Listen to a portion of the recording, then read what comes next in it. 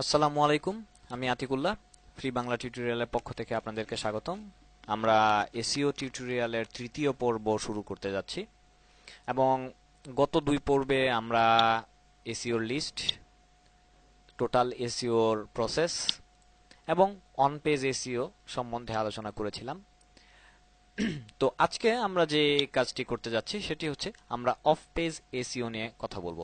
এবং আমরা আগের টিউটোরিয়ালটি যদি দেখে দেখে থাকেন আপনারা, তাহলে বুঝবেন যে অন পেজ এসইওর যেই কাজগুলো, স্টেপগুলো আমি বলেছিলাম, প্রত্যেকটা স্টেপই কিন্তু আমার ওয়েবসাইটের মধ্যে সম্পন্ন করা হচ্ছে।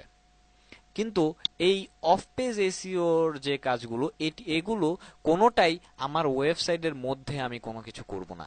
যা করব সব আমার ওয়েবসাইটের বাইরে করব।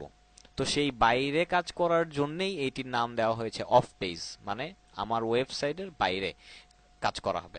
তো অফ পেজ এসইওর জন্য আমাদের অনেকগুলো কাজ রয়েছে এবং এই অফ পেজ এসইওর কাজগুলো সম্পূর্ণটাই ডিপেন্ড করে হচ্ছে আপনার ওয়েবসাইটের ইউজার, আপনার ওয়েবসাইটের বিষয়বস্তু এবং আপনার ওয়েবসাইটের ইউজারদের, কোন ইউজারকে আপনি টার্গেট করছেন, সেই টার্গেট ইউজারকে।